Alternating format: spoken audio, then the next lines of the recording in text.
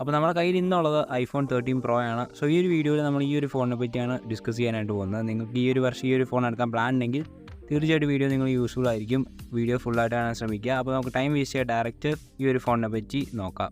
ഈ ഒരു ഫോൺ നമ്മൾ കയ്യിലെടുക്കുമ്പോൾ കുറച്ച് വെയിറ്റ് കാര്യങ്ങളൊക്കെ നമുക്ക് ഫീൽ ചെയ്യും. കാരണം 204 ഗ്രാമാണ് ഈ ഒരു ഫോണിൻ്റെ വെയിറ്റ് വരുന്നത്. പിന്നെ സ്റ്റീലിൻ്റെ ഫ്രെയിമും കാര്യങ്ങളൊക്കെ ഈ ഒരു ഫോണിൽ ആപ്പിൾ കൊടുത്തിട്ടുണ്ട്. പിന്നെ ആ ഒരു റിയർ പോർഷൻ നോക്കുവാണെങ്കിൽ നമുക്കറിയാം ട്രിപ്പിൾ ക്യാമറ സെറ്റപ്പ് കാര്യങ്ങൾ പ്രോ വേരിയൻ്റ് ആയതുകൊണ്ട് തന്നെ ട്രിപ്പിൾ ക്യാമറ സെറ്റപ്പ് കാര്യങ്ങളൊക്കെ കൊടുത്തിട്ടുണ്ട്. ക്യാമറ ബമ്പൊക്കെ അത്യാവശ്യം വലുതായിട്ടാണ് കൊടുത്തിട്ടുള്ളത്. പിന്നെ നല്ലൊരു ഇൻ ഹാൻഡ് ഫീൽ ഈ ഒരു ഫോൺ തരുന്നുണ്ട്. പക്ഷേ നമ്മൾ കുറേ അധികം നേരം ഈ ഒരു ഫോൺ കയ്യിൽ ഹോൾഡ് ചെയ്യുമ്പോൾ ചെറിയൊരു ഡിസ്കംഫർട്ട് ഉണ്ട്. അത് എന്താണെന്ന് വെച്ചാൽ ആ ഒരു ബോക്സി ഡിസൈൻ ആയതുകൊണ്ട് തന്നെ എഡ്ജസ് സ്ലൈറ്റ്ലി ഷാർപ്പായിട്ടാണ് ഇരിക്കുന്നത്. അത് കുറച്ചുകൂടി ഒന്ന് റൗണ്ട് ആക്കുകയാണെങ്കിൽ കുറച്ചുകൂടി ഒന്ന് കംഫർട്ടായാണ് നമ്മൾ കയ്യിലെടുക്കുമ്പോൾ. ഇത് നമ്മൾ കുറേ നേരം കയ്യിലെടുക്കുമ്പോൾ ഒരു ഡിസ്കംഫർട്ട് ഫീൽ കാര്യങ്ങളൊക്കെ തോന്നുന്നുണ്ട്.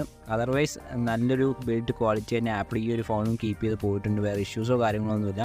പിന്നെ നമുക്കറിയാം IP68 ഡിസ്റ്റൻ വാട്ടർ പ്രൂഫ് റേറ്റിംഗ് കാര്യങ്ങളൊക്കെ ഈ ഒരു ഫോണിൽ വരുന്നുണ്ട്. അതുകൊണ്ട് തന്നെ നിങ്ങൾക്ക് അണ്ടർ വാട്ടർ ഫോട്ടോഗ്രാഫി കാര്യങ്ങളൊക്കെ ഈ ഒരു ഫോൺ വെച്ച് ചെയ്യാനായിട്ട് പറ്റും. പിന്നെ പറയാനുള്ളതെന്ന് പറഞ്ഞാൽ ഗ്ലാസിൻ്റെ ബാക്ക് ടിപ്പിക്കൽ നമ്മൾ ഐഫോൺസിൽ കണ്ടുവരുന്ന എല്ലാ കാര്യങ്ങളും ബിൽഡിൻ്റെ ഭാഗത്തുനിന്ന് ഈ ഒരു ഫോണിലും കൊടുത്തിട്ടുണ്ട്. ഒന്നും കൂടുതലുമില്ല കുറവുമില്ല. നോർമലി നമ്മൾ കണ്ടുവരുന്ന എല്ലാ കാര്യങ്ങളും ബിൽഡിൻ്റെ ഭാഗത്തുനിന്ന് ആപ്പിൾ കൊടുത്തിട്ടുണ്ട് ഈ ഒരു ഫോണിൽ. ഈ ഒരു ഫോണിൻ്റെ ഡിസ്പ്ലേയുടെ ഭാഗത്തുനിന്ന് പറയുകയാണെങ്കിൽ നമ്മൾ iPhone 14 അല്ലെങ്കിൽ 13 ഈ ഒരു ഡിവൈസിലൊക്കെ കണ്ടുവരുന്ന അതേ സെയിം ഡിസ്പ്ലേ ആണ്. 6.1 ഇഞ്ചിൻ്റെ സൂപ്പർ XDR ഡിസ്പ്ലേ ആണ് ഈ ഒരു ഫോണിൽ നൽകിയിട്ടുള്ളത്. വേറെ വ്യത്യാസമോ കാര്യങ്ങളൊന്നും ഡിസ്പ്ലേയുടെ ഭാഗത്തില്ല. പക്ഷേ എന്താ മാറ്റമുള്ളതെന്ന് ചോദിക്കുകയാണെങ്കിൽ 120 ഹെർട്സിൻ്റെ റിഫ്രഷ് റേറ്റ് നമുക്ക് ഈ ഒരു ഫോൺ സപ്പോർട്ട് ചെയ്യുന്നുണ്ട്. സോ 120 ഹെർട്സിൻ്റെ ആ ഒരു ചേഞ്ചും കാര്യങ്ങളൊക്കെ നമുക്ക് ഈ ഒരു ഫോൺ യൂസ് ചെയ്യുമ്പോൾ മനസ്സിലാവും. നല്ല രീതിക്കുള്ള വ്യത്യാസം കാര്യങ്ങളൊക്കെ ഉണ്ട്. ഏതൊരു ആപ്പ് എടുത്താലും നിങ്ങൾക്ക് ആ ഒരു 120 ഹെർട്സിൻ്റെ ഫീല് കാര്യങ്ങളൊക്കെ കിട്ടുന്നുണ്ടാവും. അപ്പോൾ ഇൻസ്റ്റാഗ്രാം ആയാലും യൂട്യൂബ് ആയാലും ഫ്ലിപ്കാർട്ട് ഈ ഒരു ആപ്ലിക്കേഷനൊക്കെ നല്ല രീതിക്ക് തന്നെ ഈ ഒരു 120 ഹെർട്സ് വർക്ക് ആവുന്നുണ്ട്. സോ അതിൻ്റേതായ ഒരു ബൂസ്റ്റ് കാര്യങ്ങളൊക്കെ ഡിസ്പ്ലേയുടെ ഭാഗത്തുനിന്ന് വന്നിട്ടുണ്ട് ഈ ഒരു 13 Proയിൽ. പിന്നെ ഈ ഒരു ഫോണിൻ്റെ ഡിസ്പ്ലേയുടെ ഭാഗത്തുനിന്ന് എടുത്ത് പറയാനുള്ളത് 1000 നിറ്റ്സിൻ്റെ ബ്രൈറ്റ്നസ് കാര്യങ്ങളൊക്കെ കൊടുത്തിട്ടുണ്ട്. ഔട്ട്ഡോർ വിസിബിലിറ്റി ഒന്നും കുഴപ്പമില്ല. ഡയറക്റ്റ് സൺലൈറ്റിന് ചെറുതായിട്ടൊരു മോശം വിസിബിലിറ്റി കാര്യങ്ങളൊക്കെ ഉണ്ട്. എന്നാലും കുഴപ്പമില്ലാതെ നിങ്ങൾക്ക് ഡിസ്പ്ലേ വിസിബിൾ ആയിരിക്കും. പിന്നെ ഈ ഒരു ഫോണിൽ ഡിസ്പ്ലേ പെർഫോമൻസിൻ്റെ കാര്യം പറയുകയാണെങ്കിൽ നല്ലൊരു പെർഫോമൻസ് തന്നെ ഈ ഒരു ഫോണിൻ്റെ ഡിസ്പ്ലേ നമുക്ക് തരുന്നുണ്ട്. തീർച്ചയായിട്ടും അതിനൊരു വിട്ടുവീഴ്ചയും കാര്യങ്ങളൊന്നുമില്ല. നല്ലൊരു ഡിസ്പ്ലേ പെർഫോമൻസ് തരുന്നുണ്ട്. അതിപ്പോൾ നെറ്റ്ഫ്ലിക്സ്, ആമസോൺ പോലുള്ള പ്ലാറ്റ്ഫോംസിൽ നിങ്ങൾ വീഡിയോസ് കാര്യങ്ങളൊക്കെ കാണുകയാണെങ്കിലും പ്രോപ്പർ ആ ഒരു ക്വാളിറ്റി കണ്ടൻസ് നിങ്ങൾക്ക് ഈ ഒരു ഫോൺ വെച്ച് സ്ട്രീം ചെയ്യാനായിട്ട് പറ്റും. അതുപോലെ തന്നെ ഗെയിമിങ്ങിൻ്റെ കാര്യത്തിലും നല്ലൊരു പെർഫോമൻസ് ഡിസ്പ്ലേയുടെ ഭാഗത്തുനിന്ന് തരുന്നുണ്ട്. സോ ഓവറോൾ ഈ ഒരു ഡിവൈസിലെ ഡിസ്പ്ലേ എന്ന് പറഞ്ഞാൽ ബെസ്റ്റ് പെർഫോമൻസ് ആയ ഡിസ്പ്ലേ ആണ്.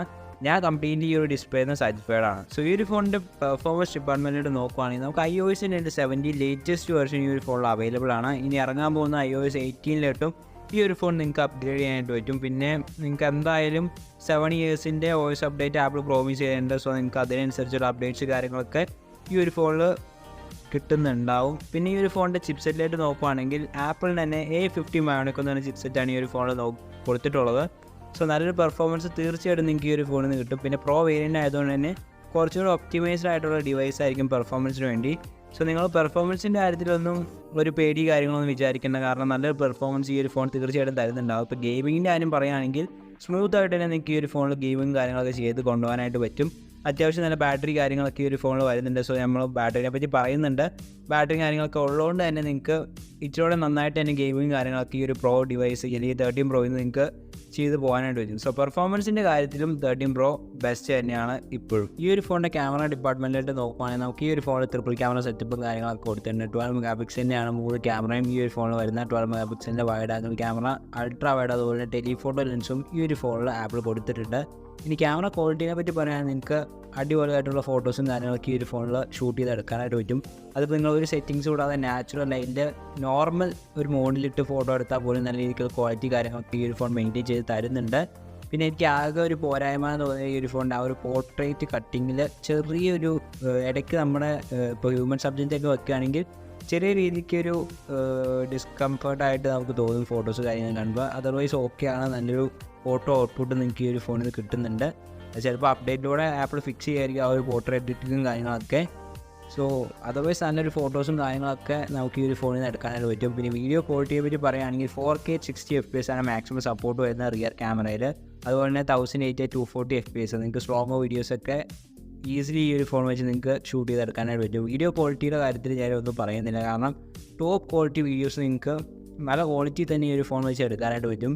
പിന്നെ കുറച്ചധികം ക്യാമറ ഫീച്ചേഴ്സും കാര്യങ്ങളൊക്കെ കൊടുത്തിട്ടുണ്ട്. പ്രോ റെസൊല്യൂഷൻ, സിനിമാറ്റിക് മോഡോ പോലുള്ള കാര്യങ്ങളൊക്കെ ഈ ഒരു ഫോണിൽ വരുന്നുണ്ട്.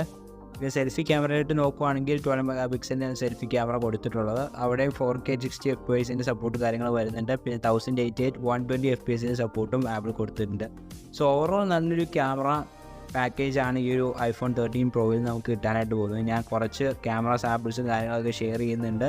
സോ കണ്ട് നോക്കിയിട്ട് എങ്ങനെയാണ് ജസ്റ്റ് ഒന്ന് കമൻറ്റ് ചെയ്യാം. ഞാൻ ക്യാമറയുടെ ഭാഗത്ത് സാറ്റിസ്ഫാക്ടറി ആണ്. കാരണം എനിക്ക് ആ ഒരു വീഡിയോ ക്വാളിറ്റിയാണ് കുറച്ചുകൂടെ ഇൻട്രസ്റ്റിംഗ് ആയിട്ട് തോന്നുന്നത്. Perfect video output. നിങ്ങൾ വ്ളോഗിങ്ങിനൊക്കെ ഈ ഒരു ഫോൺ നോക്കുന്നുണ്ടെങ്കിൽ ബെസ്റ്റ് ഓപ്ഷൻ തന്നെയായിരിക്കും ഈ ഒരു iPhone 13 Pro എന്ന് പറയുന്നത്. അത്രയ്ക്ക് നല്ല വീഡിയോ ക്വാളിറ്റി നിങ്ങൾക്ക് ഈ ഒരു ഫോണിൻ്റെ ക്യാമറയിൽ തരുന്നുണ്ട്. സോ ഇതൊക്കെയാണ് ഈ ഒരു ഫോണിൻ്റെ ക്യാമറയുടെ ഭാഗത്തുനിന്ന് പറയാനായിട്ടുള്ളത്. സോ ഫൈനലി നമുക്ക് എല്ലാവർക്കും അറിയേണ്ട ഒരു കാര്യമാണ് ഈ ഒരു ഫോണിൻ്റെ ബാറ്ററി ബാക്കപ്പ്. ബാറ്ററിയുടെ സൈഡിലോട്ട് പോവുകയാണെങ്കിൽ 3095 mAh ബാറ്ററി ഈ ഒരു ഫോണിൽ ആപ്പിൾ കൊടുത്തിട്ടുണ്ട്. 20 വാട്ടിൻ്റെ പവർ ഡെലിവറി ചാർജിങ്, അതുപോലെ തന്നെ 50 വാട്ടിൻ്റെ വയർലെസ് ചാർജിങ് സപ്പോർട്ട് കാര്യങ്ങളൊക്കെ ആപ്പിൾ ഈ ഒരു ഡിവൈസിൽ കൊടുത്തിട്ടുണ്ട്. ഈ ഒരു ഫോണിൻ്റെ ബാറ്ററി ബാക്കപ്പിനെ സംസാരിക്കുകയാണെങ്കിൽ ഞാൻ എൻ്റെ ഒരു പോയിന്റ് ഓഫ് വ്യൂ അല്ലെങ്കിൽ എനിക്ക് കിട്ടിയ ബാറ്ററി ബാക്കപ്പ് കാര്യങ്ങളൊക്കെയാണ് ഷെയർ ചെയ്യാനായിട്ട് പോകുന്നത്. സോ ഞാൻ ഈ ഒരു ഫോൺ ഒരു 100% ചാർജ് ആക്കി കഴിഞ്ഞ് ഞാനൊരു യൂസ് ചെയ്ത് ഒരു 20% എത്താനായിട്ട് ഏകദേശം ഒരു 3 hours. സോ ടോട്ടലി എനിക്ക് 3 hours ഒരു സ്ക്രീൻ ഓൺ ടൈമാണ് ഈ ഒരു ഫോണിൽ കിട്ടിയത്. സോ നിങ്ങളൊരു മോഡറേറ്റ് യൂസറൊക്കെ ആണെങ്കിൽ കുറച്ചുകൂടെ ഒരു ഹെവി ബാറ്ററി ബാക്കപ്പ് നിങ്ങൾ ഒരിക്കലും ഈ ഒരു ഫോണിൽ നിന്ന് പ്രതീക്ഷിക്കരുത്. അത്യാവശ്യം കുഴപ്പമില്ലാത്തൊരു 4 hours അല്ലെങ്കിൽ 5 hours എങ്കിലും മാക്സിമം നിങ്ങൾക്ക് ബാറ്ററി ബാക്കപ്പ് കിട്ടത്തുള്ളൂ. സോ അതിലപ്പുറം കിട്ടുമെന്ന് എനിക്ക് തോന്നുന്നില്ല. എൻ്റെ കേസിൽ എനിക്കൊരു 3 hours ഒക്കെയാണ് മാക്സിമം ബാറ്ററി ബാക്കപ്പ്. അത് 0 to 20% ആ ഒരു റേഞ്ചിലാണ് എനിക്ക് ബാറ്ററി ബാക്കപ്പ് കിട്ടിയത്. ഈ ഒരു 13 Proയിൽ ഒരു നെഗറ്റീവായിട്ട് നിൽക്കുന്ന ഈ ഒരു ഫോണിൻ്റെ ബാറ്ററി ബാക്കപ്പ് തന്നെയാണ്. പ്രോ വേരിയൻ്റ് ആയതുകൊണ്ട് തന്നെ അത്യാവശ്യം ട്രെയിനിങ് കാര്യങ്ങളൊക്കെ ആവുന്നുണ്ട്. സോ അതർവൈസ് നല്ലൊരു ഫോണാണ്. ബാറ്ററിയാണ് കുറച്ച് നമ്മൾ വിട്ടുവീഴ്ച ചെയ്യേണ്ടതായിട്ട് വരുന്നത്. സോ ഇതൊക്കെയാണ് ഈ ഒരു 13 Proനെ പറ്റി പറയാനുള്ളത്. പിന്നെ ഈ ഒരു ഫോൺ നിങ്ങൾക്ക് മേടിക്കാൻ താല്പര്യമുണ്ടെങ്കിൽ അത്യാവശ്യം ക്വാളിറ്റി ഉള്ള ഫോൺസ് കാര്യങ്ങളൊക്കെ നോക്കിയെടുക്കാൻ ശ്രമിക്കുക. അപ്പോൾ നമുക്കറിയാം സെക്കൻഡ് ഹാൻഡ് മാർക്കറ്റിലായിരിക്കും ഈ ഒരു ഫോൺ. ഞാനിപ്പോൾ നോക്കിയപ്പോൾ അവൈലബിൾ അല്ലായിരുന്നു ഫ്ലിപ്കാർട്ടിൽ. സോ സെക്കൻഡ് ഹാൻഡ് മാർക്കറ്റിൽ നിങ്ങൾ ഈ ഒരു ഫോൺ പർച്ചേസ് ചെയ്യുന്നെങ്കിൽ കുറേയധികം കാര്യങ്ങൾ ശ്രദ്ധിക്കാറുണ്ട്. സോ അതിനെപ്പറ്റിയുള്ള വീഡിയോസ് കാര്യങ്ങളൊക്കെ നമ്മൾ ചെയ്തിട്ടുണ്ട്.